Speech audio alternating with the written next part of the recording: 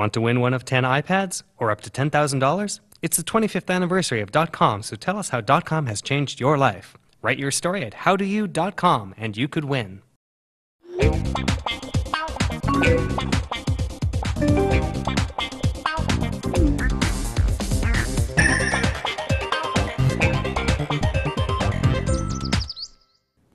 Hi, I'm Jay Goldman, and you are watching Status Update on Butterscotch.com.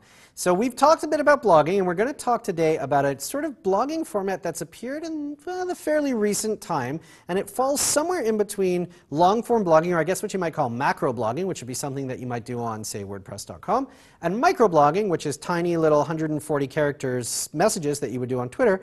And we're going to talk today about Tumblr and Posterous, which fall somewhere in between those two things. Twitter has really brought to attention that our tiny little 140 character attention spans keep us focused on much shorter blog posts. So a lot of people who used to be really into blogging have found that since Twitter's come along, it's much harder to really get out there and do those long blog posts anymore. And they're sharing stuff all the time over Twitter, so they don't have this kind of built-up need to share in long blog post form.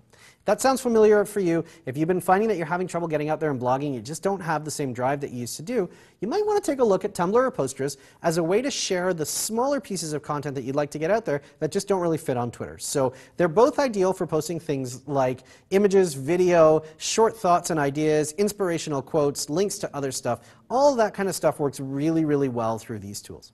Reading a Tumblr blog or a Posterous blog sometimes feels like you've peeled open somebody's head and are just getting blasted with all the random stuff that they found throughout the day. If you want to see what a really good Tumblr blog looks like, go to tumblr.com, and that's Tumblr without an E in it, so it's T-U-M-B-L-R. And then in the top of the screen, you'll see a link to something called directory. If you go into the directory, you'll see a randomly selected page out of the directory. So in this case, I got the filmmakers page, which is all people who have Tumblr blogs about filmmaking.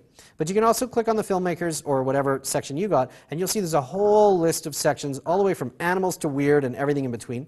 In fact, there are about 5.4 million people publishing content on Tumblr or doing Tumblogs or Tumblr blogs or whatever you want to call them.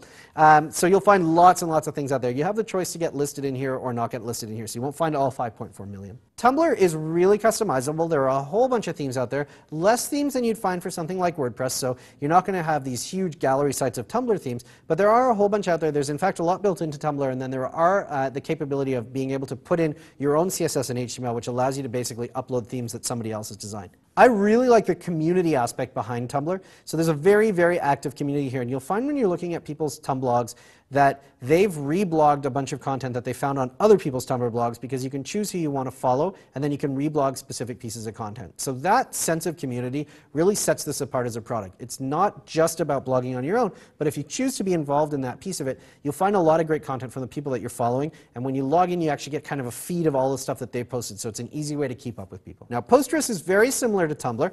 The difference between the two is really how you interact with it. So Posterous is actually built around email. If you go to the Posterous website, you'll see that they've actually crossed out step one. You don't even need to create an account. All you need to do is email anything to post@posterous.com, and if you don't already have a Posterous site, they'll create one for you. If you do, it'll just get added to your site.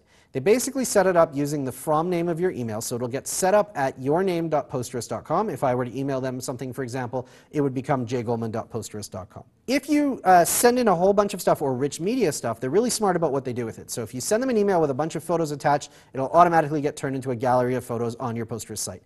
If you send them an MP3 or a music file of some kind, it'll automatically get embedded in a player that people can listen to it. Because it's so easy to post from anywhere that you've got email, including your mobile device, you don't really need to have a mobile device. But if you are intent on having one, there are iPhone and Android apps, so in that mix somewhere you'll find the right set of things that you're looking for. There are no premium features available on the Posterous app, so what you see on here is what you get. Tumblr actually does have some premium features available, so you can take a look at that, but Posterous does not. And this actually integrates directly with Twitter, Facebook, and a whole bunch of other social stuff. So you can actually have it feed back and forth between Twitter and Facebook if you want to have stuff that you're posting there automatically appear on Posterous and vice versa. There isn't a directory or community behind Posterous in the same way that there is on Tumblr, but there is an Explore option. You'll find it right down in the footer on the website, and that gives you a chance to take a look at some Posterous. Some of the more popular ones are ones that have been updated recently. So if you want to get a sense for the kind of stuff that people are posting on it, just check out the Explore section. You can also just go to posterous.com/explore, and you'll be able to see some of the stuff that's been recently posted there. I'm a really big fan of Tumblr. I haven't used Posterous as much, but the fact that there's the community features behind it and what I feel is just kind of a richer feature set has drawn me in the past more towards Tumblr than to Posterous. It's kind of a toss-up on the web at the moment, or on Twitter, so there isn't a strong contender between the two. You should definitely check both of them out, see which one you feel more comfortable with. One note, I have observed that there's one feature that's only available on Posterous and isn't available on Tumblr, which may sway you in one direction, and that's if you're looking for a private password-protected blog. You can only do that on Posterous. Tumblr doesn't actually have an option where you can set a password and require that everybody use it to log in. You can mark your blog as private on Tumblr, and that'll require registered Tumblr users to log in, but if you want one password for the whole thing, you can't actually do that directly on Posterous. But before you go, it's the 25th anniversary of the .com this year, and in order to celebrate, we've teamed up on a great contest where you can win one of 10 iPads or cash up to $10,000. All you got to do is go to howdoyou.com, that's howdoyou.com, submit an essay or video about how you use .com or how you feel about it, your memories, that kind of thing, and you stand a chance to win. And I actually just wanted to sort of say, you know, it's amazing how much the .com has changed in 25 years. If you think back then, nobody was on the internet. Computers were still the realm of geeks. There wasn't this whole sort of mass broad adoption of all of this stuff.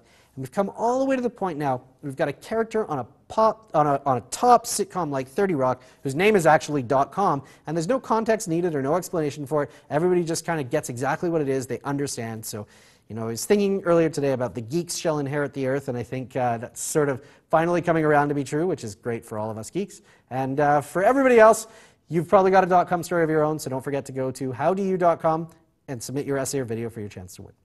I'm Jay Goldman. This has been Status Update on Butterscotch.com. Thanks for watching, and we'll catch you next time.